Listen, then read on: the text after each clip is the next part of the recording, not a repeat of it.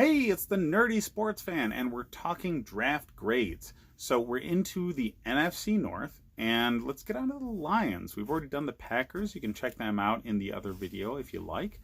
But Detroit, I was very intrigued by. So obviously they started things out with Jeff Okudah, which a lot of people were talking about them trading down potentially with either the Chargers or the Dolphins. That obviously didn't manifest, so get your guy. I understand. Jeff Okudah is the best corner in the draft, and it's a significant need position considering you move Darius Slay. I didn't necessarily agree with letting Slay walk, but maybe it's a locker room thing, team politics thing. I'm not really sure. He's one of the best corners in the league, so it was still a head scratcher to me. But hey, you're replacing him with the best corner in the draft. So corners at the top of the draft tend to actually work out pretty well.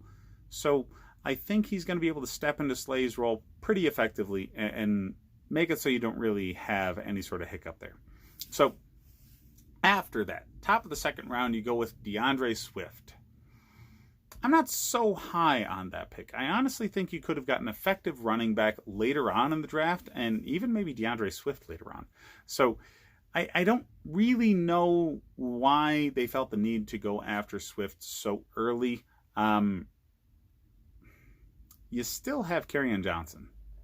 Now, I don't know how the team feels he's going to effectively come back from injury, so maybe there's something there, especially because they drafted yet another running back even later on.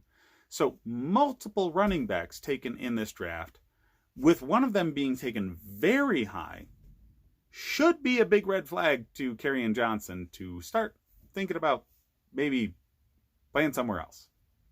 Because I'm pretty sure Detroit's thinking about him playing somewhere else right now.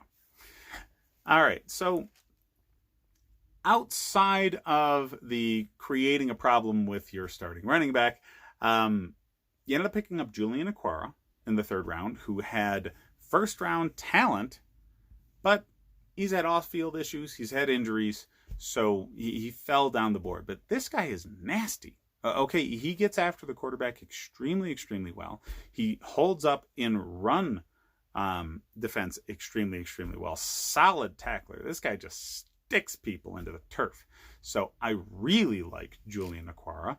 I liked Jonah Jackson and Logan Sternberg. I think you have the middle of that offensive line shored up now with a couple of mid-round selections. These guys are going to step in and upgrade this offensive line immediately. So your new running backs and your potentially Hall of Fame quarterback are going to be very, very happy that they don't have defensive tackles just, immediately in the backfield coming up. So overall, outside of my questioning of the running back situation, I think the Lions did extremely well. I mean, I'm not going to spend too much time talking about much later round draft picks. I do think Jason Huntley is a little bit better than a lot of people did. So you got two solid running backs here. But then you get some defensive line rotation, some camp bodies at defensive tackle late in the draft that will likely be rotational fits, if they even make the team. So, at the upper end of the draft, in the middle of this draft, I think the Lions killed it. I give them an A. If it wasn't for my questioning of why they drafted DeAndre Swift so high, it would have been better. I think they seriously, seriously improved the team, and they are making a giant step forward in their competition in the NFC North. Thanks for watching. Give me a like and a subscribe if you enjoy the content, and hit up the rest of the video. See what I have to say about the rest of the league. Thanks.